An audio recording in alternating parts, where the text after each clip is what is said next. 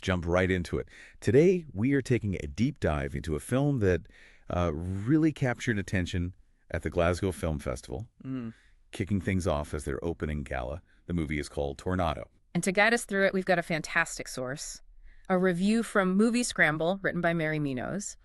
It gives us a specific lens on what made this film so intriguing. Especially for a festival opener, yeah. Exactly. So our mission in this deep dive is really to pull out the fascinating nuggets from this review. Yeah. Like what makes Tornado this unusual blend of genres, as they say. Right. And why does the reviewer call it fascinatingly unusual? And, what are those key things that make it worth seeking out? It's interesting, too, how the reviewer notes that for an opening gala, it initially felt kind of subdued. Yeah, I saw that. But then quickly doesn't. Yeah. That shift alone, well, it tells you this isn't your typical film, right? Definitely not. That contrast definitely grabs your attention. It does. So where and when does this all unfold, according to the review? What's the setting? We're transported back to 1790. Okay. And it's set somewhere in the British Isles. That's the backdrop. Okay, 1790 British Isles. So what's the very first thing that strikes the reviewer about this film's approach? What jumps out? I think it has to be the genre blending. The review points out a really clear mix of the revenge thriller, Right. the Western, and even the samurai action film. That's quite a cocktail. It really is. So how does the reviewer describe how this blend actually functions? I mean, does it just feel mashed together, or is there a purpose to it? No, it sounds purposeful. The review says it revels in the abilities of its cast whilst never rushing to get to its conclusion. Ah, okay. So it sounds like these genre elements aren't just, for show. They're used to showcase the actors and build the story deliberately. It's not racing to the end. Interesting. You mentioned showcasing the cast, but it sounds like the setting itself is almost another character here. The reviewer seems to spend a lot of time describing the landscape. Oh, absolutely. It's painted so vividly sepia-toned, these autumnal colors flooding the screen. You could almost feel, like, the relentless wind pulling at the costumes. Sense a storm brewing. You definitely feel that chill in the air they mention. Yeah, it feels incredibly tactile in the description. Oh. Slippery mud, thick, tufty grass, these seemingly endless forests. And crucially, this isn't just pretty scenery. The reviewer really emphasizes how the landscape is vital to the action. How so? Well, it offers places to hide and stalk, which is obviously key for a chase narrative. Right, the cat and mouse thing. Exactly. But it's also treacherous. It's difficult to navigate. You can easily fall or get stuck. The environment actively works with and against the characters. That makes perfect sense for a chase film. Okay, so we have this unique setting, this interesting genre blend. Who are the key figures driving the story then? So at the heart of it are Tornado, played by Kuki, Okay. and her father, Fujin, played by Takehiro Hira. And their world kind of revolves around a samurai puppet show they perform. A puppet show. And what ignites the main conflict? What sends Tornado on her journey? The catalyst is some missing plunder, some stolen goods, basically. Ah. And this instantly makes Tornado a target for Sugarman, who's the main antagonist, played by Tim Roth, Okay. and his gang of bandits. Right, the classic inciting incident, which then kicks off what the reviewer calls a breathless cat and mouse chase. Precisely. And woven into that survival plot is Tornado's own internal journey, too. She has to evade these relentless pursuers, sure, but also come to a reckoning as to who she is and what she is capable of. So it's not just running away, there's a self-discovery element. Yeah, exactly. The review really seems to zero in on the performances, calling them equally interesting.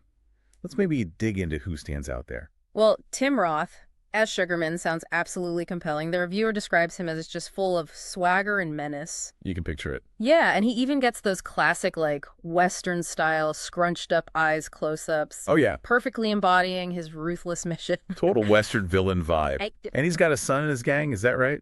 Yes. Jack Lowden plays Little Sugar, and he is described as the bandit riddled with daddy issues, That dynamic. desperately trying to prove that he can fill his father's mud-soaked boots. And apparently he's ever ready with his knife. So that father-son thing within the villain group adds another layer, another point of tension. Definitely. And the lead, Kuchi as Tornado, the reviewer seems particularly captivated by her performance. Absolutely striking is the phrase used. She's highlighted as the quintessential strong woman without ever having to declare herself so. Subtle strength. Exactly. She's seen as menacing yet slight, determined yet vulnerable. A real mix. The review points out that her breathless pitch for freedom is what opens the film. Right at the start. Yeah, and the reviewer basically said they found her impossible to look away from. That kind of presence in a lead, well, it's crucial for a film centered on one character's flight like this. It sounds like a really strong central performance anchoring everything. Okay, moving behind the camera. What does the review tell us about director John McLean's specific touch, his style? Well, the review links McLean to his apparent passions: Westerns, anime, and Japanese revenge horrors. Wow. Okay. And it says, his love for these genres shows, but not in the way you might expect. Okay, that not in the way you might expect part is interesting. Does that mean it avoids the typical tropes? Like, is it just wall-to-wall violence, given the revenge and samurai influence? Well, there is violence, and when it happens, it sounds vivid. It's described as pillar box red in all its Peckinpah glory. Peckinpah. So graphic. Yeah, which tells you it's not shying away from gore in those moments. Oh, yeah. But, and this is important, the review is clear, the bloodshed does not make up the bulk of the film. Okay. The violent moments are usually quick, albeit brutal. So if it's not just a constant bloodbath, how is McLean playing with these influences then? What's the unexpected part? This is where the reviewer makes a really insightful observation, I think. They note that McLean toys with the audience, as Sugar does with Tornado. Huh. Yeah. He's creating a cruelty and the prolonged agony for all involved. So it's less about nonstop action and more about the tension, the suspense, the sustained threat. The actual direction mirrors the antagonist's psychological game. Wow, that's a powerful comparison. The filmmaker's technique reflecting the villain's actions. That's fascinating. Given that focus on tension and atmosphere, the score must be pretty critical then. Absolutely. Jed Kursel's score is called A Joy to Take In, and fitting the film's whole vibe, it also blends genres beautifully. It offers everything from a distinct Western twang to luminous organ music. Organ music. Yeah. In a Western samurai chase film, that sounds unique. It really does, and they pick out specific sonic details, too. Like what? Things like percussive sounds that mimic footsteps or a twig cracking underfoot. Oh, nice. Put you right there in the forest. Exactly, which immediately makes you think of being hunted through that landscape we talked about. Yeah. And there's also an emotionally charged strings motif that is laden with both sadness and determination. So it underscores both the danger and Tornado's inner strength, her will to survive. Seems like it. And the review also notes how the score functions overall in the film's pacing. How so? It says, whilst the action can sometimes be quiet, Kursel's score brings the bombast. Ah, so it fills those gaps. Yeah, it seems to add intensity and emotional weight even when the visuals might be more restrained, which totally aligns with that idea of prolonged tension rather than just constant noisy action. Makes sense. Yeah. Even with all that tension and potential brutality, the review mentions moments of unexpected humor or insight. Those little details often stick with you from a review. They really do. My favorite example mentioned is apparently a bandit who, just as he's about to be dispatched, falls onto his accordion and it plays this sad little death note. Oh, wow. That's morbidly hilarious. What a specific, memorable image. That's dark humor right there. Totally. And then there's this great little philosophical moment mentioned too. Tornado's father, Fujin, he doesn't understand why audiences watching his puppet show would ever root for the bad samurai. Yeah. And Tornado's response is just simple. Because good is boring. Oof. That feels like such a core thematic line for a film exploring vengeance and survival and maybe the darker side of things. It adds layers beyond just the chase itself. It certainly seems to. It sticks with you, that line. Definitely. So, taking all these pieces together then, the genre blend, the landscape as character, the performances, the director's sort of meta approach to tension, the unique score, and these flashes of dark humor or insight. What's the reviewer's final takeaway about Tornado? What's the bottom line? Well, they feel that the film is almost uncertain where it belongs in terms of genre and style, but crucially, that's presented as a strength. Right, not a weakness. Exactly. That's why it's worth seeking out, because it's so different to most other films you could choose to see. It stands apart. And does it leave a lasting impact? Does it linger? Yes, the review really emphasizes that. It says it will linger with you for days after you've watched it. That's always a good sign. For sure.